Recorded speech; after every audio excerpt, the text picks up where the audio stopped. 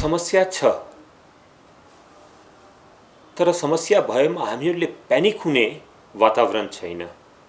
अरू जुन हामीहरूले समस्या भोगिराखेको छौँ, मेनली हामीहरूले अहिले दुईवटा समस्या मेनली भोगिराखेको छौँ। एउटा त के छ कि तरलताको समस्या छ। अगर व्यापारीले कुनै पनि ब्याङ्कमा गएर कुनै लगानी गर्नको लागि या कुनै उद्योगी खोल्नको लागि या आफ्नो लिमिट बढाउनको लागि कुनै पनि ब्याङ्कमा गयो भने पैसा पाउने स्थिति छैन। त्यही तरिकाले के छ कि आयातलाई पनि हामीहरूले निरुत्साहित गरिराखेको छौँ। अरू साथैमा डिमान्ड जुन ओभरअल इकोनोमीको छ त्यो पनि खुम्चिएर गएको छ। तो यस्ता समस्याहरू छन्। तर एउटा कुरा के बुझ्नुपर्ने हुन्छ कि यस्ता समस्या जहिले पनि कुनै पनि डेभलपिङ नेसनहरूले अगाडि बढ्छ, काम गर्न चाहन्छ र त्यसमा विस्तार भइराखेको हुन्छ कुनै पनि अर्थतन्त्रमा, उनीहरूलाई यो समस्या भोग्नै पर्छ। रिसोर्सको कमी हुन जान्छ, डिमान्डहरू बढ्दै जान्छ। सो यो कुनै नौलो समस्या पनि होइन। यो जति पनि इन्डियाले पनि सिमिलर काइन्ड अफ समस्या भोगेकै हो। 1991-92 को केस हेर्ने हो भने इन्डियाले पनि भारतले पनि यस्तो खालका समस्या भोगेका छन्।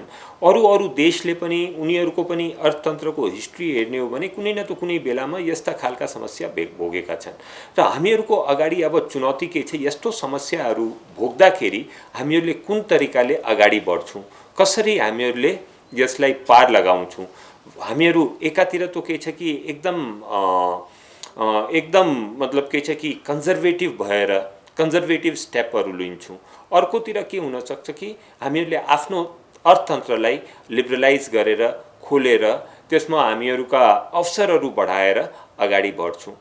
सिएनआईको मान्यता ये छ कि हामीहरूले आफ्नो अवसरहरू बढाउनु पर्यो।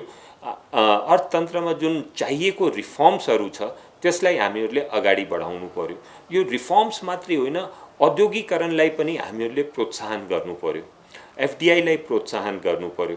अब एउटा अरू पनि कुरा हामीहरूले हेर्नुपर्ने के आवश्यकता छ कि धेरै जस्ता डेभलप्ड कन्ट्रिज र डेभलपिङ कन्ट्रिजले at one point or the other एउटा औद्योगिक क्रान्ति विटनेस गरेको छ।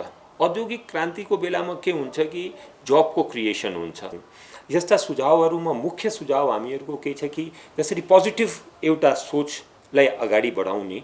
आजको दिनमा यसमा पनि कसैलाई शङ्का छैन कि जुन हामीले रेमिटेन्स पाइराखेको छौँ, रेमिटेन्समा पनि दुईवटा भाग छ। एउटा त के छ कि हामीहरूको अर्गनाइज सेक्टरबाट आइराखेको छ, अनअर्गनाइज सेक्टरबाट पनि आइराखेको छ।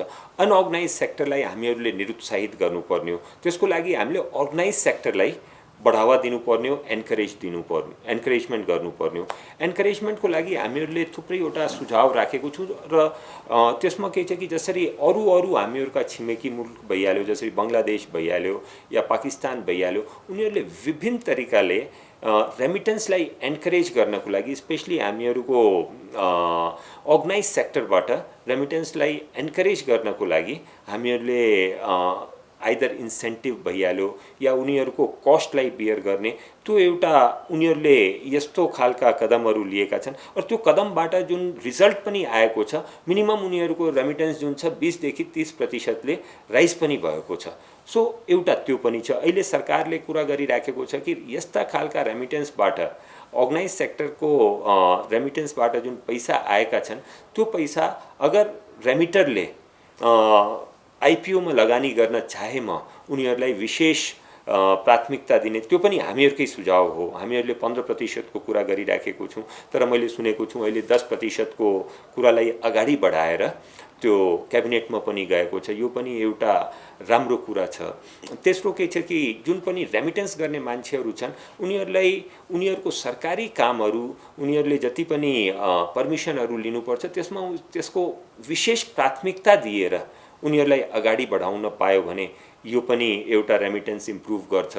सँगै के छ कि उनीहरूलाई स्किल बेस्ड हामीहरूले कुनै तरिकाले ट्रेनिङहरू दिन पाए भने त्यो उनीहरूको त्यहाँ जुन स्किललाई बढी पैसामा बिक्री हुन्छ र बढी पैसामा बिक्री पाएमा यहाँ रेमिटेन्स हामीहरूको स्वतै बढ्छ। एउटा त यो कुरा छ। अहिले सरकारले के छ कि एनआरएनहरूलाई नेपालमा पैसा राख्ने, ब्याङ्कमा पैसा डलर अकाउन्ट खोल्ने पनि अनुमति दिएको छ।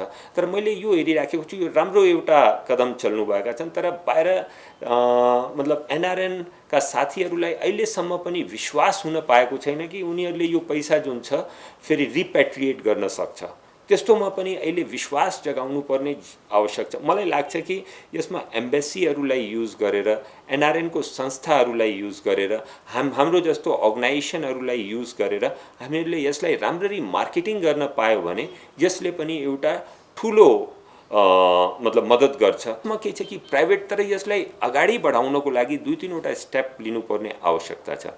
एउटा त स्टेप के छ कि हामीहरूले पीपीए खोलेर जति पनि, किनकि यसको मतलब टाइम पनि 4 देखि 5 साल लाग्छ। अगर कुनै पनि आजको दिनमा आयोजना तपाईहरुले स्टार्ट गर्नुहुन्छ, 4-5 साल पछि गएर त्यसको प्रतिफल पाउन सुरु हुन्छ।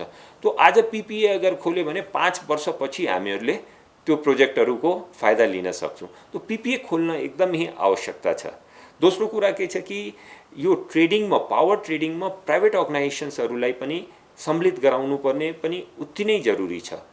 एनईए को जुन डिफ्रेन्ट सेक्टर्सहरु छन्, जसरी आजको दिनमा डेभलपमेन्टको कुरा भइराखेको छ, फेरि ट्रान्समिसनको कुरा भइराखेको छ, डिस्ट्रिब्युसनमा भइराखेको छ। कम से कम डिस्ट्रिब्युसनमा प्राइभेट सेक्टरहरुलाई पनि इन्क्लुड गर्ने, उनीहरुलाई पनि मतलब यस डिस्ट्रिब्युसनको च्यानलहरुमा फेरि के छ कि ट्रान्समिसनको च्यानलहरुमा कसरी लाउन सकिन्छ, किनकि एकपल्ट प्राइभेट सेक्टर आउन बित्तिकै यसको ग्रोथ अर्कै लेभलमा जान सक्छ। सबै देशले, हामीका छिमेकी देशहरुले पनि निर्यातलाई प्रोत्साहन गर्नको लागि धेरै कामहरु गरिराखेका छन्, धेरैवटा इन्सेन्टिभ्स दिइराखेका छन्, धेरै कुराहरु यिनीहरुले मतलब के छ कि स्टिमलाइन पनि गरिराखेका छन्। तर हामीहरुले जहिले पनि 3 देखि 5% हामीहरुले कुराकानी गरिराखेको हुन्छौं, तर त्यसले के छ कि हामीहरुले रिजल्ट दिँदैन। हामीहरुले त आफ्नो तर्फबाट औद्योगिकरणको लागि धेरै प्रयासहरु गरिराखेको छौं। त्यो त के छ कि सबैलाई थाहै छ। हामीहरुले के छ कि सरकारको अगाडि पनि राखेको छौं। विभिन्न भेन्यूजहरुमा, विभिन्न डिस्कसन्सहरुमा हामीले औद्योगिकरणलाई नै अगाडि बढाउने, निर्यातलाई नै अगाडि बढाउने, आयातको प्रतिस्थापनालाई नै अगाडि बढाउने, सर्भिस इन्डस्ट्रीलाई हामीले कसरी मतलब के छ कि फराकिलो पार्ने, त्यो सबैमा ही आफ्नो सुझावहरु दिइराखेको छु।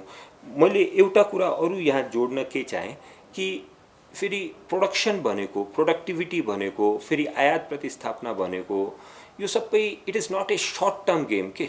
आजको दिनमा कुनै पनि फ्याक्ट्री लगाउन चाहनुहुन्छ, 1 सालदेखि 2 साल लागिहाल्छ। फेरि 1 साल भित्र फ्याक्ट्री लगाउने परमिसन दिइसकेपछि अरु फेरि हामीले रिजल्ट नेक्स्ट इयरदेखि खोज्न थाल्छौं भने कसरी हुन सक्छ? त्यो त फ्याक्ट्री लागेको पनि हुँदैन, काम पनि अगाडि बढेको हुँदैन, या फेरि एस्टाब्लिश गर्न इटसेल्फमा 3-4 वर्ष त उद्योगीहरुलाई नेगेटिभमा ही काम गर्नुपर्छ। सो हाम्रो एउटा सुझाव सरकारलाई के छ भने कि यो दशकलाई नै स्वदेशी दशक हामीहरुले घोषणा गर्ने र यसमा उद्योगहरुको जुन हामीहरुको पोलिसीजहरु छ त्यसलाई स्थायित्व दिएर त्यसको कसरी हामीहरुले प्रमोट गर्न सक्छौं, त्यसको लागि नियम र पोलिसीहरु बनाएर त्यो दशकमै हामीहरुले अगाडि बढाउने। आर्थिक वर्षबाट म जुन अहिले जुन यो आर्थिक वर्षको लागि जुन बजेट आउन लागेको छ त्यसमा हामीहरुको मेन हामीहरुको अपेक्षा के छ कि नम्बर 1 यो औद्योगिक क्षेत्रको व्यवस्थापन र त्यसलाई के छ कि प्राइभेट अर्गनाइजेसनहरुबाट रन गर्नको लागि केही न त केही एकदम ठोस कुराहरु आओस्, सो दैट यो जति पनि बाँकी भएका औद्योगिक क्षेत्रहरु छन्, जसरी नारायणघाटमा पनि छ, हामीहरु मकवानपुरमा पनि छ, त्यो के छ कि नेक्स्ट इयर अपरेसनमा आओस्, 1 नम्बर। दोस्रो नम्बर के छ कि यो औद्योगिक क्षेत्र आउँदाखेरि त्यसलाई यो एउटा सोचका साथमा आओस् कि हामीहरुले यसमा उद्योगीहरुलाई आकर्षित गर्नुपर्ने हो। सो उद्योगीहरुलाई आकर्षित गर्नको लागि हामीहरुको इन्सेन्टिभ्सहरु के दिन सकिन्छ त्यो पनि सँगै आओस्। प्राइभेटाइजेसनको पनि मैले यसैमा कुरा गरिराखेको छु। दोस्रो कुरा, हामीहरुले कुन तरिकाले हुनुपर्छ, जुन एक्जिस्टिङ उद्योगहरु छन् उनीहरुलाई हामीले कसरी प्रोटेक्सन दिने, त्यसमा पनि अरु फेरि के छ कि अनअथराइज्ड ट्रेडलाई कसरी हामीहरुले कन्ट्रोल गर्न सक्ने, यो दुईवटा कुरा पनि हामीले एक्सपेक्ट गरिराखेको छौं। अर्को कुरा हामीले एक्सपेक्ट गरिराखेको छौं कि अब उद्योगीहरुलाई आफ्नो कस्ट कसरी मिनिमाइज गर्नुपर्छ, कसरी हामीहरूले आफ्ना छिमेकी मुलुकहरूका जुन उद्योगहरू छन् उनीहरूसँग हामीले कसरी प्रतिस्पर्धा गर्न सक्छौँ, त्यो कस्ट रिडक्सनको लागि पनि सर्टेन कुराहरू त्यो हामीहरूको मोनेटरी पोलिसीबाट हुन्छ या फिस्कल पोलिसीबाट हुन्छ, त्यसलाई हामीहरूले कसरी इन्ट्रेस्टमा मिनिमाइज गर्न सक्छौँ। मेबी के छ कि एउटा सर्टेन स्ल्याबको फरक इन्डस्ट्रिजको लागि र अरू जुन मतलब इन्डस्ट्रिजलाई हामीले प्राथमिकताको क्षेत्रमा राखेर कसरी यसलाई स्पेशल प्रिभिलेज दिन सक्छौँ, किनकि मैले फेरि भने सुरुमा लगानी धेरै हुन्छ तर त्यसको प्रतिफल लामो समयसम्म जान्छ। यो हामीहरूको औद्योगिकरणबाट हामीहरूले एक्सपेक्ट गरिराखेको छौँ। दोस्रो के छ कि आइटीमा हामीहरूको यो चाहना छ कि आज नेपालको जुन एउटा आइटीको इकोसिस्टम हेर्नुहुन्छ, आइटीमा मेन के छ कि म्यान पावर र प्रविधि छ हैन। म्यान पावर नेपालको जुन छ मतलब अरू देशको तुलनामा आइटीको म्यान पावरको तुलनामा उहाँहरू एउटा हामीहरूको कस्ट एडभान्टेज छ त्यसमा। मतलब whether you take India, whether you take other countries, कस्टको एडभान्टेज छ। यहाँ के छ कि हामीहरूको जग्गा को एभाइलेबिलिटी सुनिश्चित गर्नुपर्ने आवश्यकता छ। त्यही तरिकाले हामीहरूको बिजुलीको पनि इजिली एसेसेबल छ, एभाइलेबल छ। इन्टरनेटको पनि राम्रो सुविधा छ, ब्रडब्यान्डको हामीहरूको राम्रो सुविधा आजको दिनमा नेपालमा पनि डेभलप हुँदै गइराखेको छ। अब यो साथमा अब भियतनाम जस्तो देश र अरू देश जसले के छ कि यस्ता खालका कम्पनीजहरूले आकर्षित गरिराखेका छन्, उनीहरूले 10 सालको इन्कम ट्याक्समा छुट दिएको छ यस्ता इन्डस्ट्रिजहरूलाई। सो मलाई लाग्छ कि नेपालले पनि उनीहरूसँग प्रतिस्पर्धा गर्नको लागि र आफ्नो जुन एडभान्टेजको बेनिफिट लिनको लागि हामीले पनि 10 वर्षको घोषणा गर्नुपर्छ जस्तो लाग्छ। यसले के छ कि आइटीको पनि एउटा राम्रो इन्फ्रास्ट्रक्चर क्रिएट हुन्छ।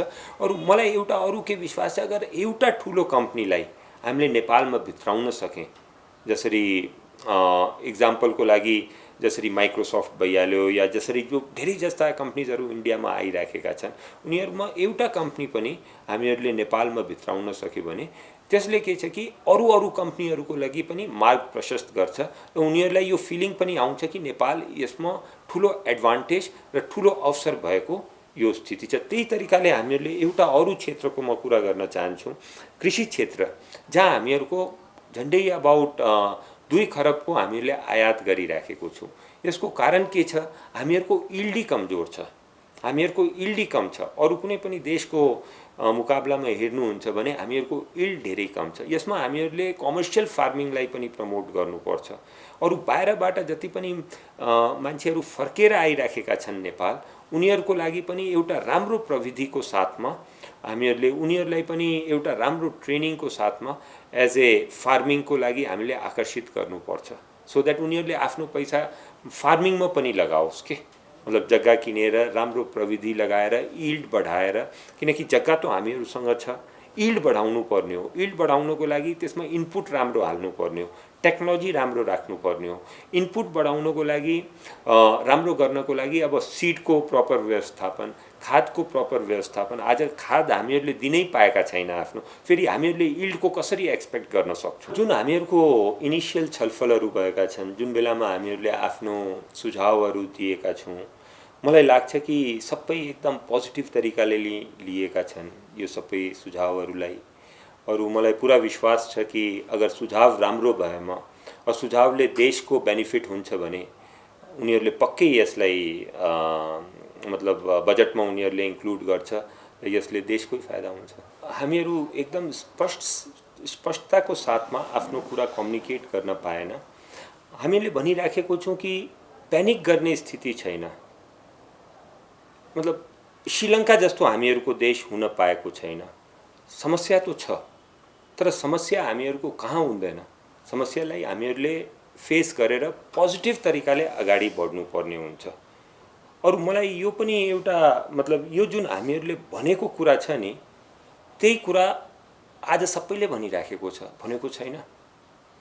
आजको दिनमा तपाईले हेर्नुस्, चाहे वर्ल्ड ब्याङ्कले भन्नुस् या कसै अरूले पनि भन्नुस् नि, समस्या नभएको होइन, समस्या छ, हामीले सामना गर्नुपर्छ, पोजिटिभली सामना गर्नुपर्छ। समस्या पनि ठुलो छ, तर सङ्कट र प्यानिकको स्थिति छैन।